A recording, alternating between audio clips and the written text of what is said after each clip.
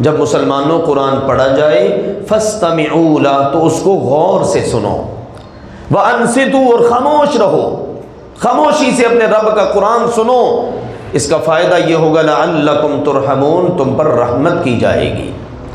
اگر شیطان اور شیطان کے سارے حواری وہ تمہارے خلاف ہو، تمہارے دلوں میں خیالات ڈالے، شیطان وسوسے ڈالے، تمہیں اللہ کی راہ سے ہٹانا چاہے، تو تم اللہ سبحانہ و تعالیٰ کی شیطان مردود سے پناہ طلب کر لیا کرو۔ یوں اللہ سبحانہ و تعالیٰ نے رہنمائی فرمائی رسول پاک۔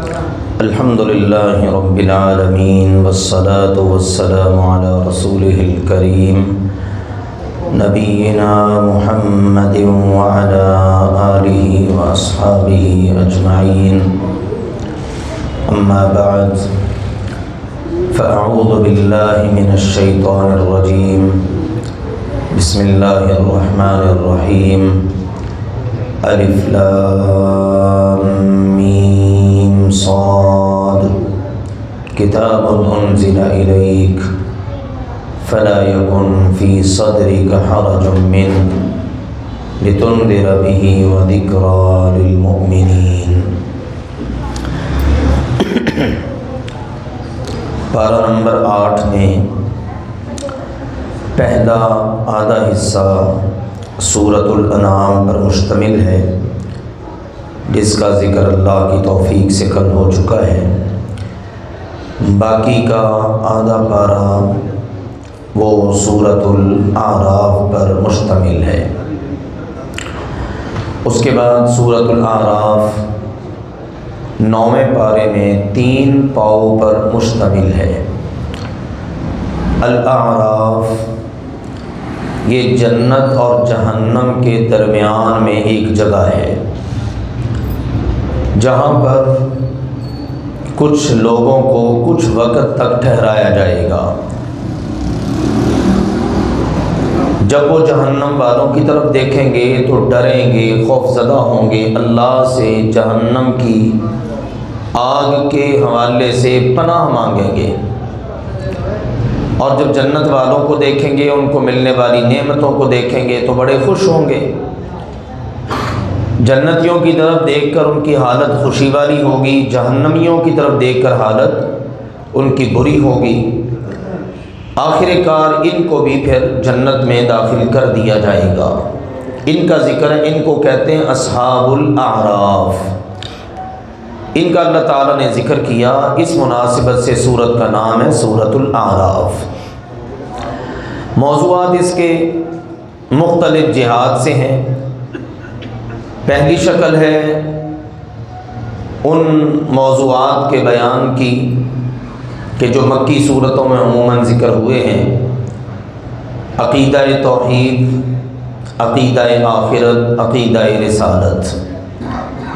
اس میں اللہ سبحانہ و تعالیٰ نے شروع سے لے کر آخر تک بڑے خوبصورت پیرایوں میں ان باتوں کو ذکر کیا ہے۔ کہیں پر عقلی اور نقلی دلائل پیش کیے، کہیں توحید کا اس بات ذکر کیا، کہیں شرک کا رد کیا، اپنی نعمتوں کا ذکر کیا کہ یہ نعمت بھی میری، یہ نعمت بھی میری، ان نعمتوں کا لازمی نتیجہ کہ تم میری ہی عبادت کرو۔ شرک کا رد اللہ تعالیٰ نے کیا، اس کے لیے بھی عقلی اور نقلی دلائل ارشاد فرمائے۔ قرآن پاک کی اور صاحب قرآن کی حقانیت اور صداقت کو جا بجا ذکر کیا، اس کے لیے بھی اللہ تعالیٰ نے تاریخ عالم سے، تاریخ انسانی سے، اور اسی طرح سے تاریخ مذاہب کی تاریخ ہے، انسانوں کی تاریخ ہے، دنیا کی تاریخ ہے، اس سے مختلف قسم کے دلائل ارشاد فرمائے۔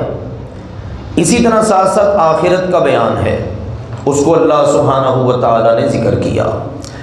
عقیدہ توحید کے اس بات کو اور شرک کے رد کو پڑھنا شروع کریں تو اللہ سبحانہ و تعالیٰ نے ابتدا سے ہی ذکر کیا کہ یہ کتاب وہ ہے جس کو ہم نے نازل کیا ہے، اور ہمارے یہ ہاتھ میں سارا کچھ ہے۔ آسمانوں کو ہم نے بنایا، زمین کو ہم نے بنایا، تمہیں ہم نے پیدا کیا ہے، دیگر مخلوقات کے پیدا کرنے والے ہم ہیں، حساب کتاب لینے والے ہم ہیں، تمہارے لیے بے شمار قسم کی نعمتیں زمین میں رکھنے والے ہم ہیں۔ اور اس کے علاوہ یہ ہے اللہ سبحانہ و تعالی وہ ذات ہے کہ عالم ارواح میں تم سے اپنے رب ہونے کا اور اپنی ربوبیت کا وعدہ بھی تم سے اللہ نے لیا ہے۔ پھر اسی طرح سے کائنات کے اندر ہونے والے تصرف پر تم ذرا غور کرو، کون ہے جو یہ سارا تصرف کرتا ہے؟ یہ آسمان، یہ زمین، یہ ہواؤں کا چلنا، یہ بارشوں کا برسنا، یہ اسی طرح سے بہت ترقی کرنے والی اقوام، ان کو پہلے عروج دینا، پھر ان کا زوال پذیر ہونا، مختلف وقتوں میں اپنے رسولوں نبیوں کو بھیجنا اور ان کو فتح عطا فرما دینا۔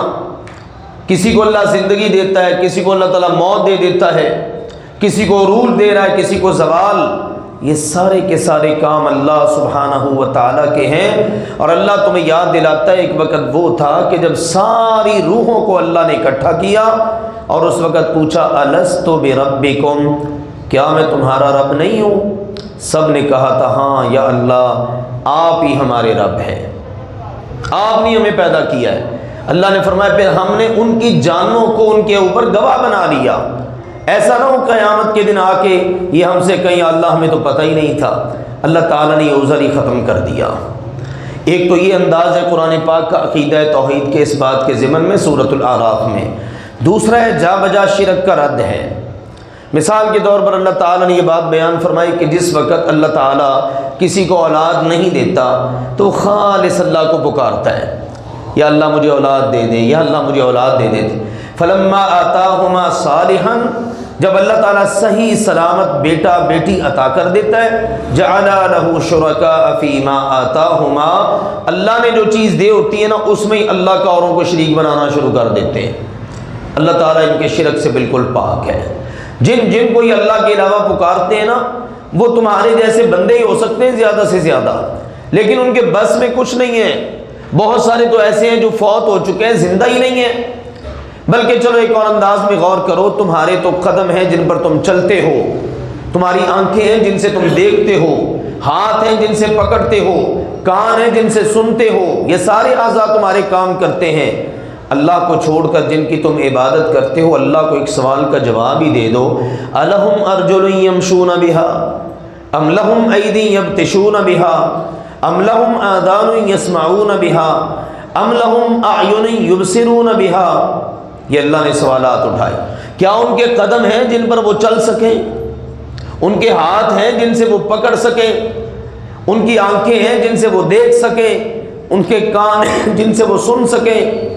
جب ایسا کچھ بھی نہیں ہے تو اللہ کے بندو تم جو غافل ہوئے پھرتے ہو اللہ کی عبادت سے، یہ رویہ انسانوں کا نہیں ہے۔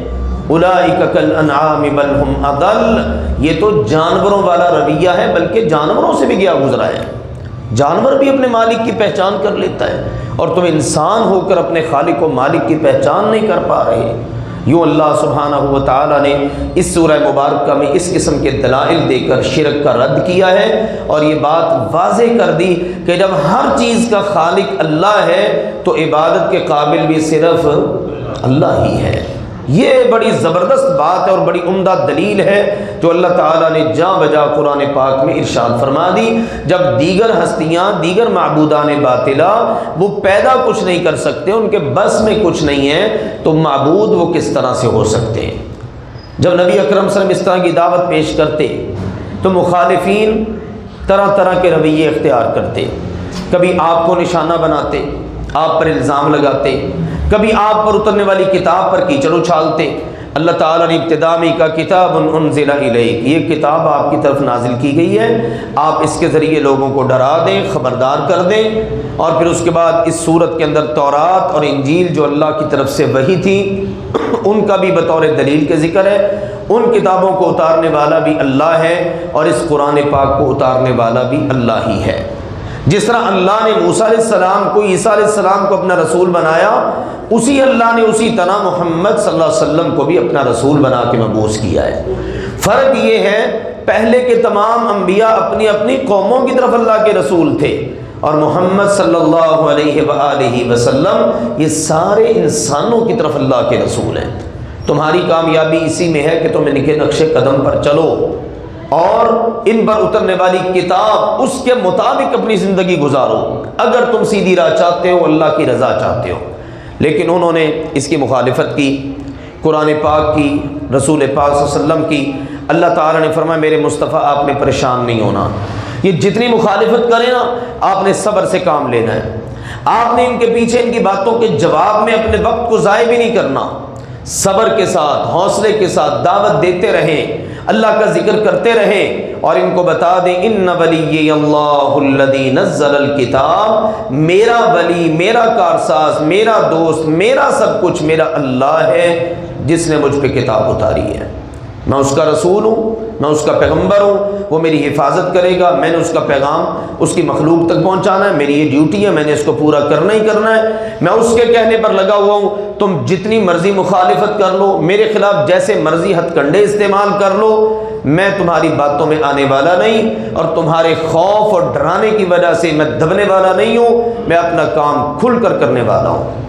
نبی اکرم صلی اللہ علیہ وسلم جب قرآن پاک کی تلاوت کرتے، دیکھیں نا قرآن اور صاحب قرآن کے خلاف کیسے کیسے ہتھ کنڈے استعمال ہوتے، وہ شور مچاتے۔ انہوں نے ایک منصوبہ بنایا، جب محمد صلی اللہ علیہ وسلم قرآن پڑھے نا تو شور مچاؤ۔ وقال الذین کفروا لا تسمعوا لهذا القرآن، کہ جب یہ قرآن پڑھا جائے، محمد صلی اللہ علیہ وسلم پڑھے، قرآن نہ سنو، جب قرآن پڑھا جائے شور مچاؤ، تم غالب آ جاؤ گے۔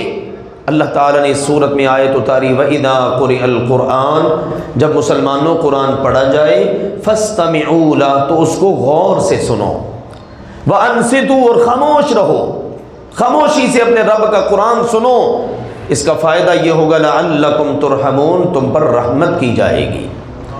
اگر شیطان اور شیطان کے سارے حواری وہ تمہارے خلاف ہو، تمہارے دلوں میں خیالات ڈالے، شیطان وسوسے ڈالے، تمہیں اللہ کی راہ سے ہٹانا چاہے، تو تم اللہ سبحانہ و تعالیٰ کی شیطان مردود سے پناہ طلب کر لیا کرو۔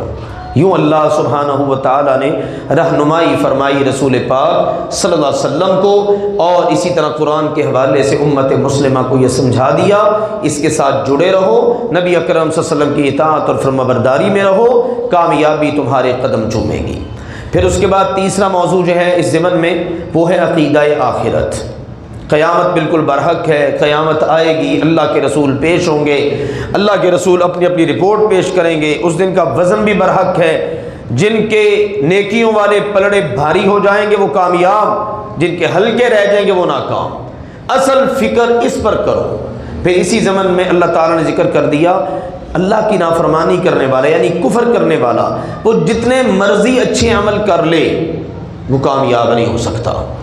کفر کرنے والے کا عمل اللہ کے ہاں پیش ہی نہیں ہو سکتا، اس کے لیے نہ آسمان کے دروازے کھلتے ہیں، نہ جنت کے دروازے کھلتے ہیں، بلکہ اس کا جنت میں داخل ہونا ایسے ہی ناممکن ہے کہ جیسے اونٹ کا سوئی کے سوراخ میں سے گزرنا ناممکن ہے۔ یہ اللہ تعالیٰ نے ذکر کیا، یعنی یہ داخل ہی نہیں ہو سکتا۔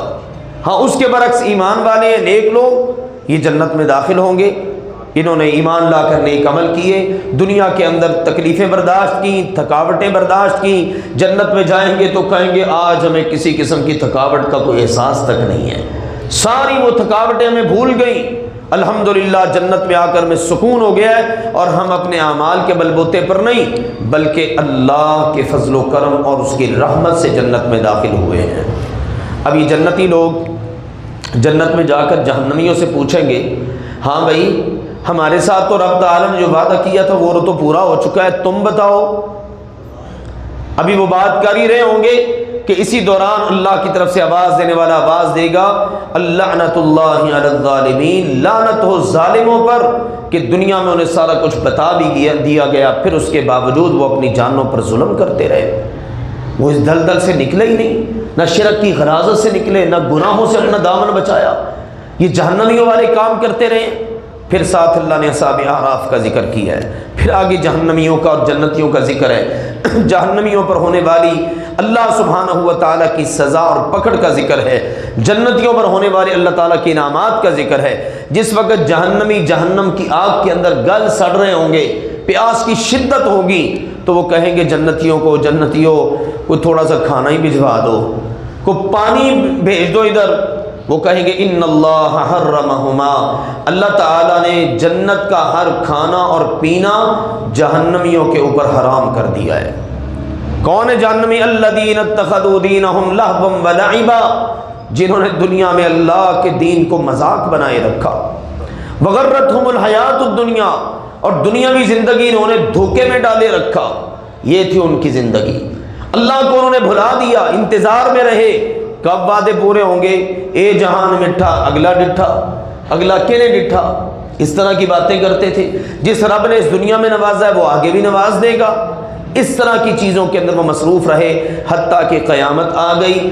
اب ان سے کہا جائے گا اچھا بھی اگر تمہیں دوبارہ دنیا میں بھیج دیا جائے، کہیں گے اللہ اگر دنیا میں بھیج دیا جائے نا تو پھر ہم بڑے اچھے اچھے عمل کر کے آئیں گے۔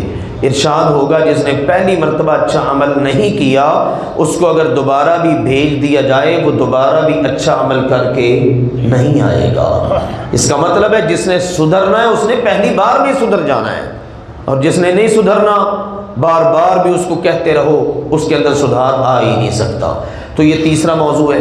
اس کے بعد میرے عزیزو عقائد کے بعد ایک اہم موضوع ہے، اللہ تعالیٰ نے یہود اور نصارہ کو بھی اس صورت مبارکہ میں دعوت دی ہے، اور موسیٰ علیہ السلام کا واقعہ بالتفصیل ذکر کر کے، اسی لیے پانچواں جو موضوع اگر ہم اس میں دیکھیں تو وہ ہے انبیاء اور رسل علیہم السلام کے واقعات۔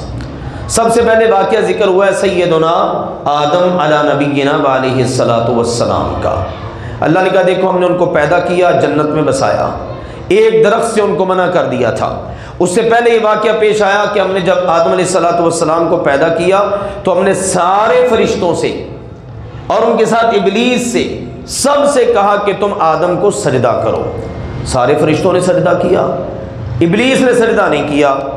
اللہ نے پوچھا تو نے سجدہ کیوں نہیں کیا؟ کہتا اللہ میں اس سے بہتر ہوں، اکڑ گیا، تکبر میں آ گیا۔ اللہ سبحانہ و تعالیٰ نے اس کو لعنت برسائی، راندہ درگاہ کر دیا، نکال دیا۔ اس نے کہا یا اللہ اب یہ جتنا میرے اوپر ہوا ہے نا کہ تو نے مجھ پر لعنت ڈال دی، پھٹکار ڈال دی، مجھے یہاں سے نکال دیا، قیامت تک تو نے کہا مجھ پر لعنتیں برسیں گی، اب اس سب کا بدلہ یا اللہ میں ان انسانوں سے لوں گا، کیونکہ تو نے مجھے ان کی وجہ سے گمراہ کیا ہے۔ حالانکہ گمراہ خود ہوا تھا، لیکن اس بدبخت نے ڈال اللہ پر دی کہ اللہ تو نے مجھے گمراہ کیا ہے۔ اللہ نے فرمایا ٹھیک ہے جو تجھ سے ہوتا ہے کر لے، میرے بندوں پر تیرا کوئی زور نہیں چلے گا۔ اس نے کہا یا اللہ مجھے تیری عزت کی قسم ہے میں ان کو گمراہ کروں گا۔ حدیث پاک میں آتا ہے اللہ نے کہا مجھے میری عزت اور میرے جلال کی قسم ہے جب تک یہ مجھ سے معافی مانگتے رہیں گے میں ان کو معاف بھی کرتا رہوں گا۔ پھر آدم علیہ السلام اور اماں حوا سلام اللہ علیہا ان کو اللہ نے جنت میں داخل کر دیا۔ پہلا بار شیطان نے کیا انسان پر، اب وہ جنت میں، اللہ نے کہا جنت میں رہو خوشی سے، لیکن تم نے اس درخت کے قریب نہیں جانا۔ شیطان نے اب اپنی کوشش شروع کر دی۔ اللہ نے کہا اس نے جو وعدہ کیا تھا نا اس کو پورا کر دکھایا، بہلا رہا ہے، پھسلا رہا ہے، وسوسے ڈال رہا ہے۔ آخرکار اس نے ایک قسم اٹھا دی کہ میں تمہارا خیر خواہ ہوں، اللہ نے تمہیں جو اس درخت سے روکا ہے نا وہ اس لیے روکا ہے کہیں تم ہمیشہ جنت میں ہی نہ رہ جاؤ یا کہیں تم فرشتے ہی نہ بن جاؤ۔ جب قسم اٹھا کر اس طرح کی باتیں کی تو ہماری ماں اور ہمارے باپ دونوں اس کے دھوکے میں آ گئے۔ تو جیسے ہی ذاق الشجرہ درخت کے پھل کو چکھا لباس جنت کا اتر گیا۔ اب وہ بڑے بڑے پتوں کے ساتھ اپنے وجود کو ڈھانپنے لگے۔ اللہ رحمان کی آواز آئی الم انہکما عن تلکما الشجرہ، اے آدم و حوا میں نے تمہیں اس درخت سے منع نہیں کیا تھا؟ ہاں یا اللہ کیا تھا، ہم سے بھول ہو گئی۔ پھر اللہ نے کہا چلو یہ کلمات سیکھو، ان کو پڑھو۔ ان کو پڑھ پڑھ کے اللہ سے معافی مانگی۔ اللہ نے کہا وہ کلمات تھے ربنا ظلمنا انفسنا وان لم تغفر لنا وترحمنا لنکونن من الخاسرین۔ یہ سورۃ الاعراف میں ذکر ہوئے ہیں، قرآن پاک میں موجود ہیں۔ اس کے علاوہ جتنی باتیں ساری من گھڑت ہیں، خود ساختہ ہیں کہ جی عرش پر دیکھا اللہ کا نام لکھا ہے، محمد صلی اللہ علیہ وسلم کا نام لکھا ہے، یا اللہ میں تیرے سے اس نام کے طفیل اور صدقے سے معافی مانگتا ہوں، اللہ نے قبول کر لی۔ ایسی کوئی بات نہیں، قرآن کلیئر بتا رہے ہیں آدم و حوا علیہ السلام نے اللہ سے کلمات سیکھے اور یہ کلمات تھے، اللہ نے ان کی توبہ قبول فرما لی۔ تو یہ دیکھیے نا پہلا وار شیطان نے کیا اور واقعی اپنی بات پوری کر دکھائی، جنت سے نکلوا دیا۔ اللہ نے کہا اے بنی آدم اب تم خبردار رہنا، اے آدم کے بیٹوں بیٹیوں خبردار رہنا، کہیں تمہیں ہمیشہ کے لیے جنت سے شیطان نہ نکلوا دے جس طرح تمہارے ماں باپ کو اس نے جنت سے نکلوا دیا تھا۔ یہ لباس ہم نے اتارا ہے تمہارے لیے، اس لباس سے زیب و زینت بھی اختیار کرو اور اپنے وجود کو بھی ڈھانپو۔ اللہ نے تمہیں نعمتیں دی ہیں، دنیاوی زینتیں دی ہیں، ان کو اختیار کرو، اللہ کی عبادت کرو۔ شیطان تمہیں دھوکے پر مشتمل وعدے دے گا، طرح طرح کی تمہیں آرزوئیں دلائے گا، اس کی کسی بات میں نہ آنا، بس اپنے رب کے بن کے رہنا، اس کی عبادت کرنا، اس کی بارگاہ کے اندر، اس کی مسجد میں حاضر ہونا، اور جس وقت بھی آؤ طہارت اختیار کر لیا کرو۔ اللہ تعالیٰ نے دنیا کی کوئی نعمت حرام نہیں کی، جو حرام کرنا تھا اس کا ذکر اللہ سبحانہ و تعالیٰ نے تفصیل کے ساتھ بتا دیا، یہ چیزیں حرام ہیں، باقی چیزیں تو تمہارے لیے حلال ہیں۔ ہاں یہ ضرور اللہ نے حرام کیا ہے کہ بے حیائی کے کام تمہارے اوپر حرام ہیں، مال کو حرام طریقے سے کمانا یہ حرام ہے۔ اس طرح سے دیگر جو اس قسم کے کام ہیں، کسی کی عزت اچھالنا، کسی پر بہتان لگانا، ٹھیک ہے نا، شیطان کے پیچھے چلنا، اللہ کی عبادت نہ کرنا، اس قسم کے امور یہ حرام ہے۔ لیکن کھانے پینے کی چیزوں کے اندر خود سے ہی بندہ پابندی لگا لے، یہ بھی حرام ہے، یہ بھی حرام ہے، ایسا نہیں ہے۔ حرام وہ ہے جس کو اللہ ذوالجلال والاکرام حرام قرار دے دے۔ تو یہ واقعہ اللہ نے ذکر کیا۔ پھر اس کے بعد آگے چل کر اللہ سبحانہ و تعالیٰ نے سیدنا نوح، سیدنا ہود، سیدنا صالح، سیدنا شعیب، سیدنا موسیٰ علیہم السلام کے واقعات کو ذکر کیا۔ سیدنا موسیٰ علیہ السلام کے علاوہ باقی کے انبیاء اور رسول علیہم السلام کے واقعات کو اللہ تعالیٰ نے اختصار سے بیان کیا ہے۔ موسیٰ علیہ السلام کا واقعہ قدر تفصیل سے بیان ہوا ہے، اور ان پہلے والے جو انبیاء ہیں، نوح، ہود، شعیب، صالح علیہ السلام، یہ 4 انبیاء، ان کے واقعات کا خلاصہ یہ ہے، اللہ نے کہا یہ اپنی قوموں کی طرف گئے، انہوں نے کہا اللہ کی عبادت کرو، اللہ کے علاوہ تمہارا کوئی معبود نہیں، بس اسی سے ڈرو۔ ساری قوموں کا ایک جیسا ہی بات، آگے سے جواب، کہنے لگے تم ہمارے جیسے انسان ہو، تمہاری زندگی ہمارے اندر گزری ہے، ہم تو تمہیں معاذ اللہ گمراہ سمجھتے ہیں، ہم تو تمہیں معاذ اللہ بے وقوف سمجھتے ہیں۔ اس طرح کی باتیں انہوں نے کی۔ اللہ کے نبیوں نے پوری طرح سے ان کو جواب دیا کہ بھی ایسی کوئی بات نہیں، ہم تمہارے خیر خواہ ہیں، اللہ نے اپنا رسول بنا کے ہمیں تمہاری طرف بھیجا ہے، اللہ کی بات مانو۔ معجزات کا تقاضا کیا، اللہ نے معجزات بھی دے دیے بعض قوموں کو، پھر وہ نہ مانی، آخر کار اپنے اپنے وقت پر ساری اقوام کا نام و نشان اللہ تعالیٰ نے مٹا کے رکھ دیا۔ اس ضمن میں رسول اکرم صلی اللہ علیہ وسلم کی امت کو میسج ہے کہ تم نے اگر ہمارے رسول کے ساتھ یہ معاملہ کیا نا تو تمہاری بھی کسی نہ کسی طرح پکڑ ہو سکتی ہے۔ لیکن رسول پاک کی یہ دعا ضرور قبول ہو گئی کہ یا اللہ میری امت کو یک بارگی ختم نہ کرنا، کہ ساری امت ہی صفحہ ہستی سے مٹ جائے۔ لیکن اللہ تعالیٰ نے فرمایا باقی کے عذاب ضرور ان میں آ سکتے ہیں، جیسے قرب قیامت کے عذاب ہیں، فرمایا زلزلے شدت سے آئیں گے، کثرت سے زلزلے آئیں گے، قتل و غارت گیری بہت ہو جائے گی، آپس کے اندر یہ دست و گریباں ہوں گے، ایک دوسرے کے گلے کاٹیں گے، یہ بھی اللہ کی طرف سے عذاب کی شکلیں اور صورتیں ہیں۔ تو اللہ تعالیٰ نے فرمایا اگر بستیوں والی ایمان لائیں، تقوی اختیار کریں، اللہ ان کے لیے آسمان سے زمین کے اپنی رحمتوں برکتوں کے دروازے کھول سکتا ہے، کیونکہ تمہارا رب وہ ہے جس نے یہ سارا جہان پیدا کیا ہے، اور اللہ یہ چاہتا ہے زمین کے اندر فساد اور بگاڑ نہ ہو، اللہ یہ چاہتا ہے زمین کے اندر اصلاح ہو، لوگ پرسکون انداز میں زندگی گزاریں۔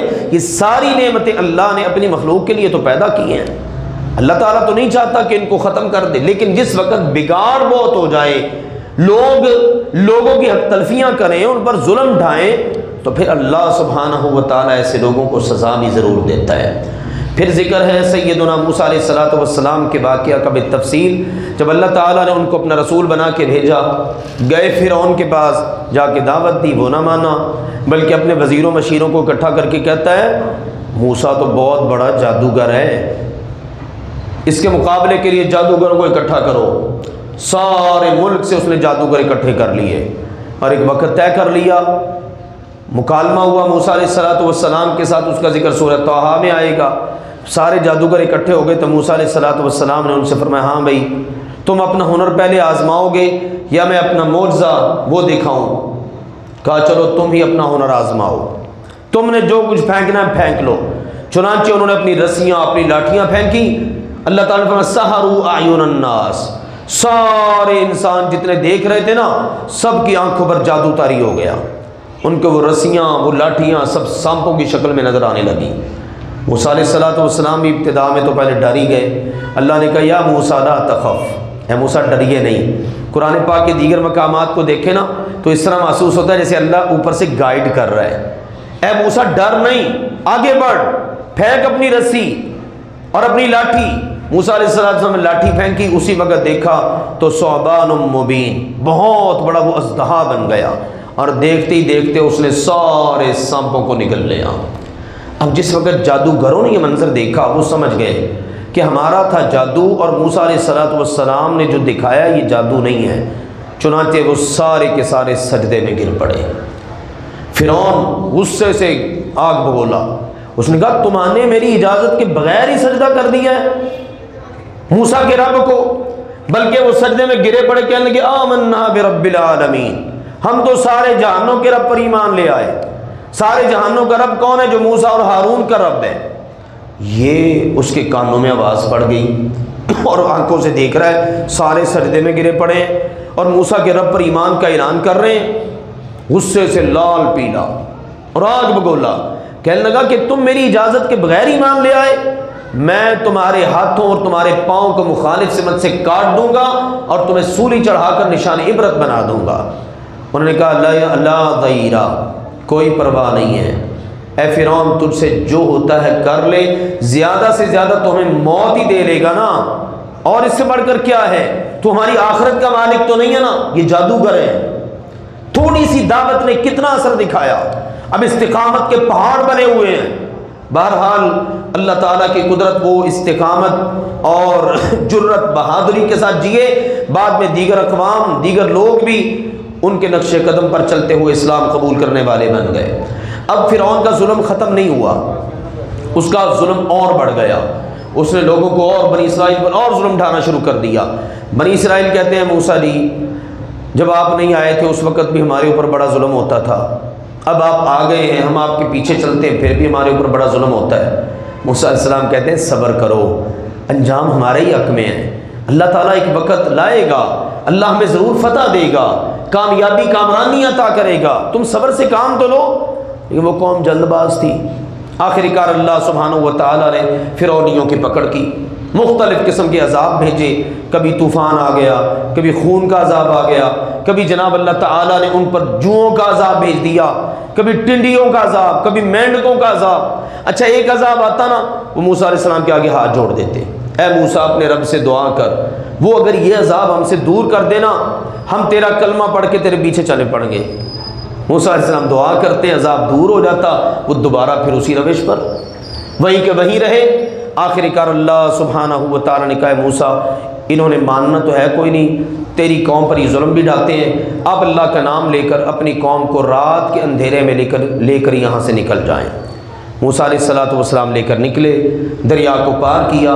اسی دریا کو جب فرعون پار کرنے لگا تو اللہ سبحانہ و تعالیٰ نے اس کو اس کے لاؤ لشکر سمیت اسی پانی کے اندر غرق کر دیا. ابھی اپنی آنکھوں سے دیکھ بھی رہے ہیں لیکن پھر اللہ پر ایمان نہیں لاتے. اب جب دریا سے پرے گئے نا پرلی طرف، وہاں دیکھا ایک قوم ہے کہ جنہوں نے اپنا ایک بت بنا رکھا ہے اور بت بنا کر اس کو پوج رہے. فوراً دوبارہ سے کہنے لگے، وہی رگ پھٹکی ان کی پہلے والی، کہنے لگی یا موسیٰ، اے موسیٰ اجعل لنا الہا کما لہم آلہہ، ہمارا بھی کوئی ایسا ہی الہ بنا دے جیسے ان کا الہ ہے. کہا تم جاہل کے جاہل ہی ہو، رب نے تمہارے اوپر کتنی کرم نوازیاں کی. جادوگروں کے ساتھ میرا مقابلہ زندگی موت کا معاملہ تھا، تم نے دیکھا اللہ نے مجھے کتنا غلبہ دیا. پھر وہ سارے مسلمان ہو گئے، حتیٰ کہ شہادتیں قبول کر لی لیکن ایمان سے نہیں ہٹے، ڈگمگائے نہیں. فرعون کو تمہارے سامنے اس کے پورے لاؤ لشکر سمیت اللہ نے نشان عبرت بنا دیا، تم ابھی بھی اس اللہ پر ایمان نہیں لاتے. جاہل کے جاہل ہی ہو تم. یاد رکھو یہ بہت بڑا جھوٹ ہے جو یہ لوگ گھڑے بیٹھے ہیں. سچا رب ہمارا اللہ ہے. کون ہے ہمارا اللہ؟ جس نے فرعون سے تمہیں نجات دی. دیکھو نا فرعون کتنا تمہارے اوپر ظلم ڈھاتا تھا، تمہاری عورتوں کو زندہ رکھتا، تمہارے بچوں کو ذبح کر دیتا. دیکھو اللہ نے اتنی بڑی آزمائش سے تمہاری جان چھڑا دی. اب موسیٰ علیہ السلام کو اللہ سبحانہ و تعالیٰ نے اپنی ملاقات کے لیے بلایا. آپ تشریف لے گئے، 30 راتیں طے ہوئیں. موسیٰ علیہ السلام جب وہاں گئے اللہ نے کہا ہم نے 10 بڑھا کر 40 کر دی. اب وہاں پر اللہ تعالیٰ سے ہم کلام ہو رہے ہیں، بات چیت ہو رہی ہے۔ جس وقت اللہ تعالیٰ کی بات کو سنا نا، اشتیاق پیدا ہوا، جس اللہ کی آواز اتنی جلال والی اور اتنی خوبصورت اور اتنی دل میں گھر کرنے والی، دل ہی نہیں کرتا کہ اللہ خاموش ہو جائے، اللہ تعالیٰ بولتا چلا جائے، میں سنتا چلا جاؤں۔ اشتیاق پیدا ہوا، اے اللہ مجھے اپنا آپ تو دکھا دے۔ اللہ تعالیٰ نے کہا لن ترانی، اے موسیٰ آپ مجھے دیکھ نہیں سکتے۔ اللہ میں تو دیکھنا چاہتا ہوں، تیری آواز سن کر مجھ سے راہ ہی نہیں جا رہا، محبوب کی آواز سن رہا ہوں تو محب سے راہ ہی نہیں جا رہا، اللہ مجھے اپنا آپ دکھا۔ فرمایا موسیٰ جی آپ مجھے نہیں دیکھ سکتے، اصرار بڑھا۔ اللہ نے فرمایا انظر الی الجبل، چلے پھر یہ پہاڑ کو دیکھیں۔ پہاڑ پر موسیٰ علیہ السلام نے نظر گاڑ لی، پہاڑ کو دیکھ رہے ہیں۔ لما تجلی ربہ للجبل، اللہ تعالیٰ نے صرف اپنے نور کی ایک تجلی ڈالی پہاڑ پر، اور پہاڑ سارے کا سارا ریزہ ہو گیا، بالکل ذرات میں ریت ہی بن گیا۔ اور موسیٰ علیہ السلام خر موسیٰ صاعقہ، اور موسیٰ علیہ السلام صرف ایک تجلی برداشت نہ کر سکے اور بے ہوش ہو کر گر پڑے، کافی دیر بے ہوش پڑے رہے۔ فلما افاقا، پھر جب ان کو افاقہ ہوا، ہوش میں آئے، قال سبحانک، ہاتھ جوڑ دیا، اللہ تو پاک ہے۔ اللہ جی جو آپ نے کہا تھا مجھے مان لینا چاہیے تھا، لیکن میں نے اصرار کیا آپ کی محبت میں، اللہ جی آپ پاک ہیں، مجھ سے جلد بازی ہوئی، مجھے معاف کر دیجئے۔ اللہ تعالیٰ نے پھر اس کے بعد ارشاد فرمایا موسیٰ جی اب آپ کو یہ کتاب دی جاتی ہے، یہ تختیاں آپ لیں اور جائیں اپنی قوم کی طرف اور جا کے ان کو بتائیں کہ ان تختیوں کے اندر ان کے لیے کیا تعلیمات ہیں۔ اچھا موسیٰ علیہ السلام ادھر چلے گئے، پیچھے سے قوم مطالبہ تو کر رہی تھی نا ہمارا تو معبود بناؤ، انہوں نے پیچھے سے اپنے زیورات اکٹھے کر کے نا سارے کے سارے اس کا ایک بچڑا بنایا اور اس کو پوجنا شروع کر دیا۔ ہارون علیہ السلام کہتے رہ گئے اللہ کے بندو یہ کیا کر رہے ہو، یہ بالکل ٹھیک نہیں ہے، نہ ایسا کرو۔ موسیٰ علیہ السلام کی طبیعت میں ذرا جلال تھا، ہارون علیہ السلام کی طبیعت میں ذرا قدر نرمی تھی ان کی نسبت، کنٹرول بھی نہیں کر پائے۔ موسیٰ علیہ السلام جس وقت واپس پلٹے نا تو یہ منظر دیکھا، غصے اور جلال میں آ گئے، تختیاں ایک سائڈ پہ رکھیں اور آ کے بھائی کو گریبان اور داڑھی سے پکڑ لیا، یہ تو نے کیا کیا؟ ہارون علیہ السلام نے کہا بھائی جان میں نے بہت ان کو کہا، بہت روکا، انہوں نے میری ایک نہیں سنی، میری بات انہوں نے نہیں مانی، انہوں نے اس طرح سے یہ کام پیچھے سے کر لیا اور اپنا جھوٹا معبود بنا کر اس کو پوجنا شروع کر دیا۔ اب موسیٰ علیہ السلام قوم کی طرف متوجہ ہوئے اور ان کو بتایا، ان کو سمجھایا کہ اللہ کے عذاب کو دعوت نہ دو، یہ کیوں اس طرح کی حرکتیں کرتے ہو، اور زبردستی ان کو پھر روکا، اور پھر ان کا جو جھوٹا معبود تھا اور اس کی طرف چلانے والا جو تھا ان کے ساتھ جو سلوک کیا اس کا ذکر سورہ طٰہٰ میں آئے گا۔ مقصد یہ ہے کہ ان سب کو آگ کے ایندھن میں جلا دیا، اور جو وہ سامری تھا وہ سارے زیورات اکٹھے کرنے والا، اس کو کہا تیری سزا یہ ہے، اب تیرے جو بھی قریب آئے گا نا تو اس کو دور سے کہہ دے گا مجھے ہاتھ نہ لگاؤ، ایسی اس کو بیماری لگ گئی۔ تو یہ انجام ہوا شرک کا اور شرک پھیلانے والے کا۔ پھر اسی طرح یہ کہ اللہ تعالیٰ نے ان کو آزمایا کہ لو بھائی تم یہاں دریا کے کنارے رہتے ہو، یہاں پر تمہارے کھانے کے لیے سب سے اہم چیز ہے مچھلی، اس مچھلی کا تم نے ہفتے کے دن شکار نہیں کرنا، 6 دن شکار کرو، 7واں دن جو ہفتے کا ہوگا اس دن تم نے شکار نہیں کرنا۔ اور اللہ کی قدرت، ہفتے کا دن ہوتا نا تو مچھلیاں اچھل اچھل کر سامنے آتی، دعوت شکار دیتی، لیکن ان پر پابندی تھی۔ انہوں نے بھی کہا یہ بھی آخر انسان تھے، کو راہ تو نکال ہی لیتے ہیں نا، بنی اسرائیل والے نکال لیے، جس طرح کہتے ہیں پاکستانی ہر جگہ پر جا کر کوئی نہ کوئی رستہ نکال ہی لیتا ہے، تو خیر انہوں نے بھی رستہ نکالا۔ انہوں نے کہا چلو ہفتے کو شکار نہیں کرتے، ہفتے کو جال وال لگا دیتے ہیں، مچھلیاں اچھل کر ان میں آ جائیں گی، اتوار کو آ کے پکڑ لیا کریں گے۔ اللہ نے کہا یہ ہیلا سازی نہیں چلے گی، یہ ہیلا سازی نہیں چلے گی، تم نے مچھلیوں کے شکار کے لیے ہفتے کے دن کو رستہ اختیار ہی نہیں کرنا، نہ جال لگانا نہ دیگر کوئی کام، اگر تم یہ کرو گے تو تمہاری طرف سے حکم عدولی ہوگی۔ یہ ان کے لیے آزمائش تھی بہت بڑی، 6 دنوں میں مچھلیاں آتی نا، 1 دن آتی، اب اس کے لیے انہوں نے یہ ہیلا کیا۔